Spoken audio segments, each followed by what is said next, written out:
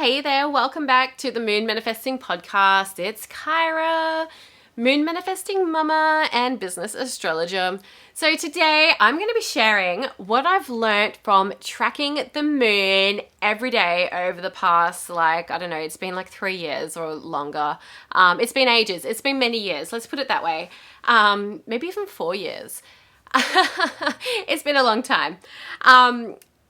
Because I have learned so much personally, and I get so many messages every month from people who have downloaded my free moon manifesting calendar, and they've noticed some really cool things that have happened from using the calendar and what's manifested in their lives. So I'm really excited to share some of that in this episode too. Now, if you do want to download that free moon manifesting calendar, the link is in my show notes. It's like always in my show notes with every podcast episode. So feel free to go ahead and download that moon manifesting calendar. And if you are already an existing subscriber to my newsletter, then you'll always find a link at the very bottom of your newsletter that has that download link so that you can get it. The moon manifesting calendar is available to print out like on an A4 sheet of paper. There's also digital wallpaper versions for your computer and your mobile phone. So you can have your choice of how you want to use it. Link below. So what have I learned from tracking the moon? So I guess before I dive into exactly what I've learned, let me just describe a bit about how exactly I track the moon and what that looks like. So what I do is on a daily basis, I'm looking at pretty much 3 things to do with the moon. I look at the moon phase. So, is it in the new moon, the waxing crescent moon, first quarter moon, or whatever phase it might be? I'll look at the phase because the phase tells us a lot about that energy of the moon cycle. Like, where are we at in the moon cycle? The second thing I look at is what zodiac sign the moon is in. So the zodiac sign will tell us how we can work with that energy. It tells us like the flavor of that lunar energy. So like a new moon in Pisces is really different to a new moon in Sagittarius. So there's, even though new moons are quite similar because, it's all about setting your intentions and making a fresh start, but the different zodiac energies, kind of bring a different flavor to each new moon. So, I'm always looking for every day, the moon phase, the zodiac sign, and the other thing I look at is whether the moon is going to be void of course that day. And so what that means is the moon moving from one sign into another? And if so, is there like some time between those two zodiac signs when the moon isn't making any angles with any other planets? And that's what the void of course moon is. It's when, the moon isn't sparking off any more energy with the other planets. And so the energy is kind of void. It's, not going anywhere, if that kind of makes sense. I did a whole episode about the void of course moon back in episode 33. And I also spoke with a special guest, Sasha Anderson, all about using those void of course and moon times back in episode 68. So if you want to go down a rabbit hole there and learn about the void of course moons, feel free to go back into the previous episodes and learn more about the void of course moon. Anyways, what I'm talking about today is, that daily moon tracking. I'm looking at those 3 things. So what I have learned from this is, before I even dive into that, why I do this is so that I can use that energy to, plan out my day. Some days are going to be better for some things rather than other things, depending on that phase, what zodiac sign, and if the moon's void, of course. If the moon is void, of course, I'll just block off that time and I'll play Stardew Valley, or I'll, just go to the park and do yoga with my kids, or, whatever, have a nap, whatever. I'll use that energy to plan my day so that I know, this is going to be, a more favorable activity to do for this day rather than some other thing. So, what I've learned. So this awareness of the moon cycle has really helped me to become more aware of my own cycles. So through tracking the moon cycle, it's been really interesting to see how my energy cycle matches up to the moon cycle. Often, we can feel quite energized around certain moon phases. The full moon is often a time when we're quite energized, but then there's other times in the moon cycle that may affect us differently. And this can often link it back to the moon phase when you were born, your natal moon phase. So often when we come back to our natal moon phase, this can be a time when we may feel a bit more energized as well. So having that awareness of where the moon is, I've been able to track my energy and know those times when I just need to have a break and just need to, clear my schedule and recharge rather than, just trying to push through and, burn out, which is, not a good thing. So it helps me find more balance in my life. Tracking the moon has also helped me become more aware of my menstrual cycle and how that aligns with the moon cycle, as well as other things that might be going on. I suffer headaches at times, and so tracking, the moon, tracking my menstrual cycle. These have been really interesting when I've been tracking that in relation to my headaches. I've found I often get headaches around the full moon. And then I'll also sometimes get headaches around menstruation. So having that tracking has really helped me understand those other symptoms that are coming up. So that could be something that's helpful for you as well. If you do have symptoms that tend to flare up, tracking that, with the moon cycle, as well as, your menstrual cycle, if you are menstruating, other things, other cycles in your life, whatever else is going on, it can be really enlightening to see the links between those different things. So that's probably the number one thing that's really come up for me with tracking the moon cycle is how that relates to those other cycles in my life. It's a really helpful tool, especially if you do have health conditions. When I was working as a herbalist and working with women's health and hormones and that sort of thing, I was getting my clients to, track their symptoms, and then I was looking at that in alignment with the moon cycle, and it was kind of interesting to see just how many clients had these symptoms that lined up with the full moon or other times in the moon cycle. Definitely something to look at.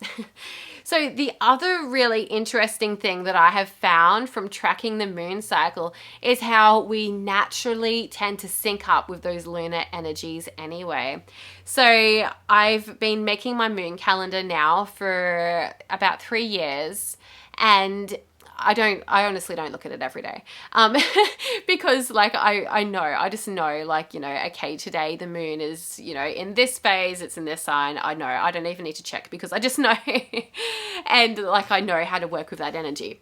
But yeah, often I'll look back, I'll check back in the calendar and it'll be oh, yeah, the little prompts that I write in the calendar will be that's exactly what I did that day, and I didn't even look at the calendar.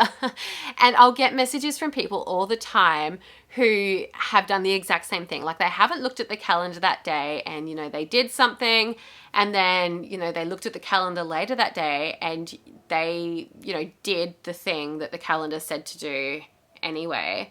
I think when the moon was in Aquarius a while back, I had a prompt about donating or, giving back or doing an act of kindness or something like that. And I had a friend message me and say that she'd dropped off a box of cloves to a local store, donated some cloves. And then later she looked at the calendar and that was what the calendar said to do.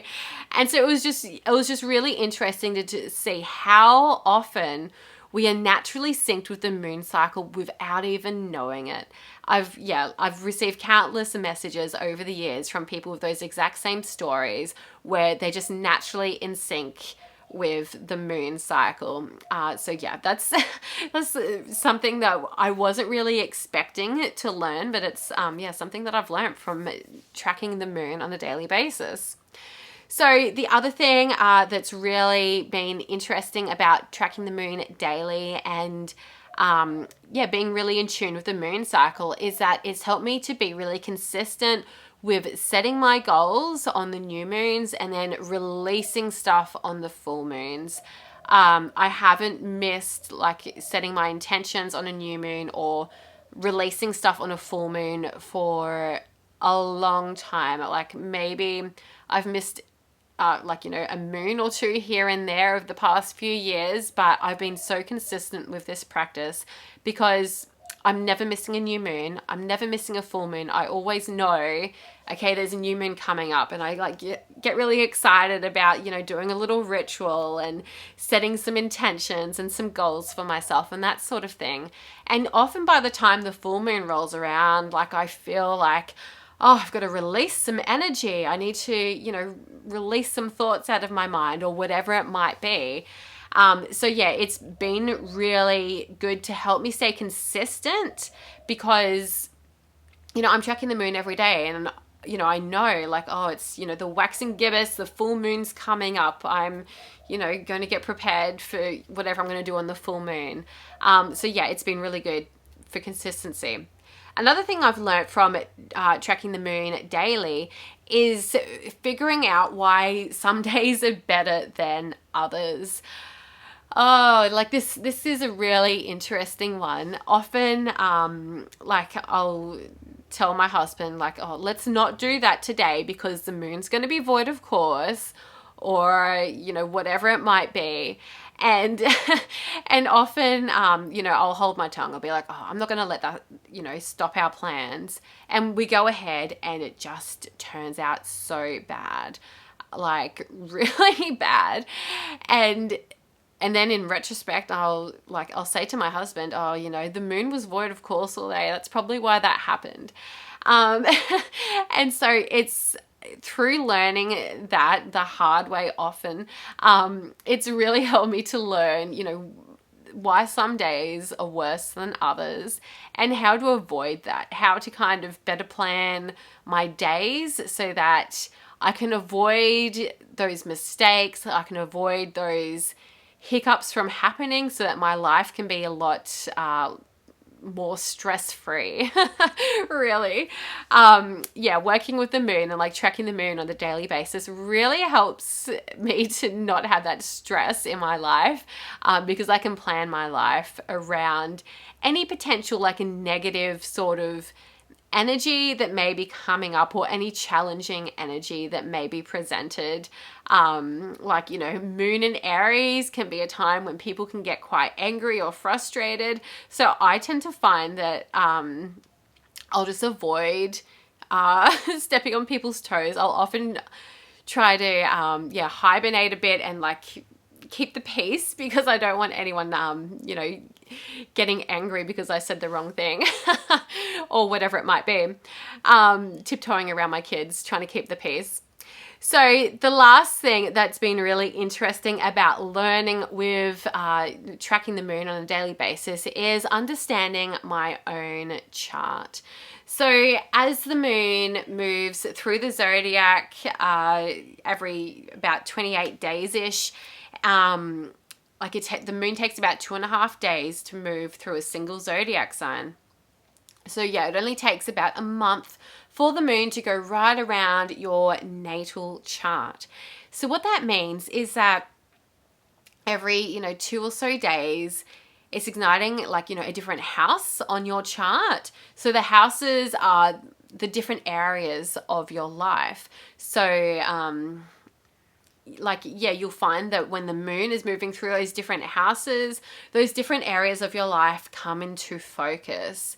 And as the moon moves through your natal chart, it's also igniting the energies of the planets on your natal chart. So understanding, you know, the moon's moving through Taurus and, you know, I have this planet in Taurus, you know, the energy of that planet's going to be really ignited as the moon moves through that sign. And crosses over that degree. And so this can be, a really fun way to kind of get like a practical hands-on lesson on what your chart means and like understanding how that makes you feel.